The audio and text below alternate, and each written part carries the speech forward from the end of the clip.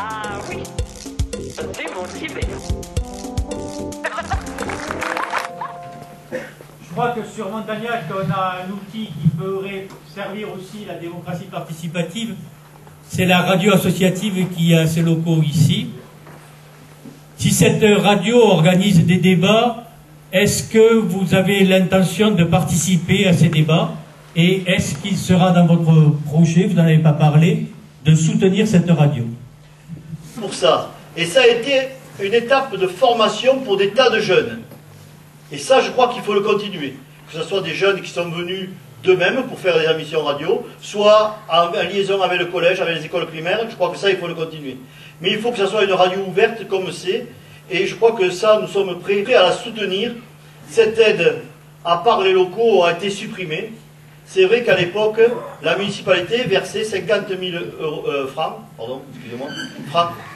C'était pour cette radio. Et cette aide a été supprimée. Effectivement, il y a encore les locaux, et ça c'est un bien. Mais je crois que c'est quelque chose qu'il faut, une radio libre, et quand on écoute vraiment des opinions diverses, mais locales, et je crois que ça, il faut le maintenir. C'est un lien social très, très important. Je peux dire un mot juste. Nous avons dit que nous tenons à créer, en tant que municipalité, un journal libre, mais tenons autant à ce que cette radio reste libre, parce que si on l'écoute maintenant, et moi je l'écoute dans mon atelier toute la journée, et qu'on y tient, on a ce grand privilège d'avoir cette radio, mais que surtout personne n'ait l'idée d'en faire un instrument de la municipalité. Voilà, simplement ça, on y tient surtout parce qu'elle est vraiment libre, et je connais tous les gens qui travaillent dedans, ils font vraiment très bien leur boulot. Voilà.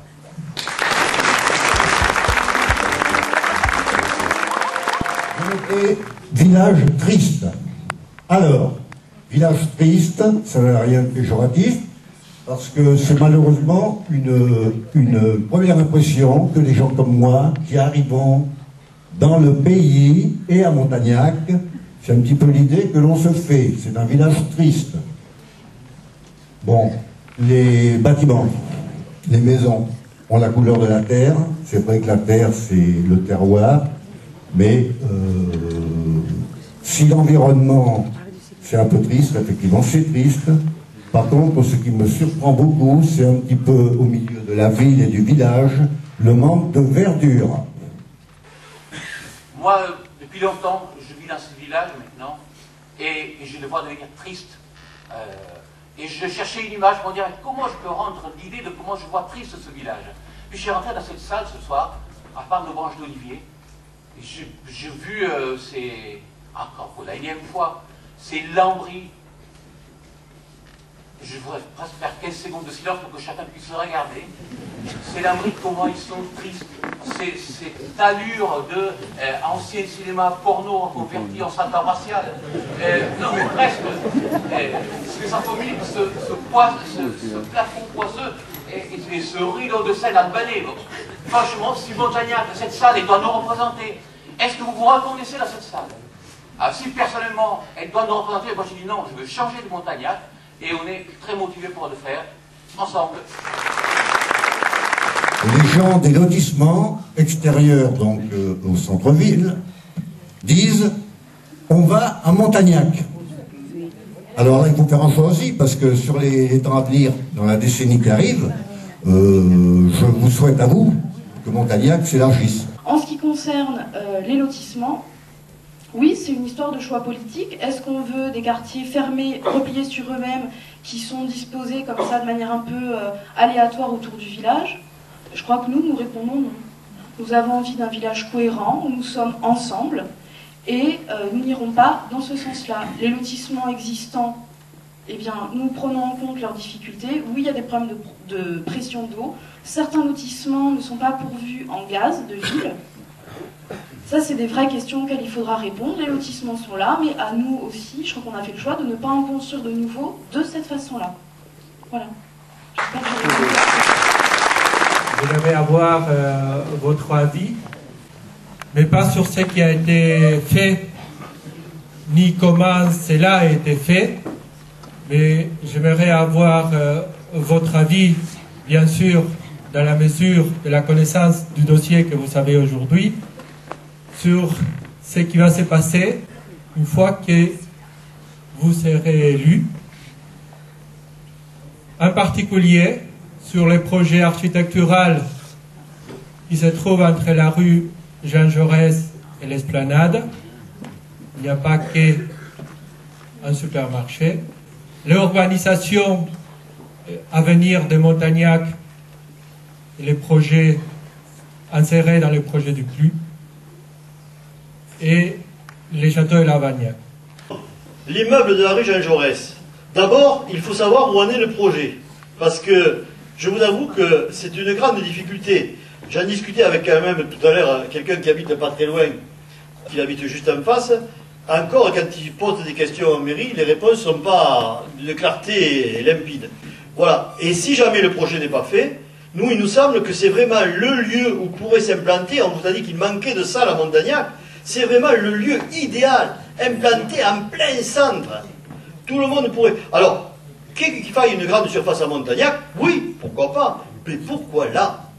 Ça va générer du parking supplémentaire, ça va un danger pour les écoles, parce que les écoles quand même passent par là. Et quand on regarde en plus tout ce qu'on pourrait faire dans un lieu central comme ça, j'avoue que ça fait oui, mal au ventre, dit Simone. Je crois que c'est un peu la suggestion qu'il y a. Deuxièmement, les lotissements autour du village, c'est bien ça? Bon, dans les lotissements autour du village, si nos connaissances sont exactes, il y aurait 4 actes prévus. Hein. D'abord, nous l'avons dit déjà dans la dernière réunion, mais je crois que je peux le répéter aujourd'hui, nous souhaiterions au moins prendre une de ces actes pour en faire un lotissement communal. Pourquoi un lotissement communal? On nous a bien dit, hein, monsieur Fage m'a dit lors de l'interview à la radio, que c'est pas à une municipalité de faire des lotissements. Et je suis tout à fait contre cette opinion. C'est à une municipalité de faire ce genre de lotissement. Pourquoi? Vous n'avez qu'à demander à ceux qui habitent à Taroux, ou ceux qui habitent rue Jacques Brel, etc., à combien ils ont payé le prix du mètre carré. Et puis vous demandez à ceux qui ont acheté dans des lotissements privés. Et donc, effectivement, un lotissement communal, une municipalité ne peut faire aucun bénéfice sur ce lotissement communal. Donc, à partir de là, puisqu'elle ne fait aucun bénéfice, le prix de revient sera moins cher. Donc, je pense qu'il faut le faire. Et quand on voit, et là, je me permets de faire une digression, parce que j'ai appris ça avant-hier, et j'avoue que là aussi, moi aussi, j'ai eu mal au ventre, comme dirait Simone. Quand j'ai appris qu'il était dans les plans de vendre le terrain de camping pour en faire un lotissement, et que à côté, une personne qui a un terrain, un promoteur est allé la voir en disant « je veux acheter votre terrain ». Cette personne a dit « si c'est constructible, je préfère autant le garder pour en faire des gîtes ». Vous savez ce qu'a dit le promoteur? Il a dit « je vous interdirai de construire, je ferai refuser votre permis de construire ». De quel droit un promoteur peut-il dire quelque chose qui dépend de la municipalité? Ça, j'aimerais vraiment qu'on m'affirme de quel droit il a pu dire ça à une personne.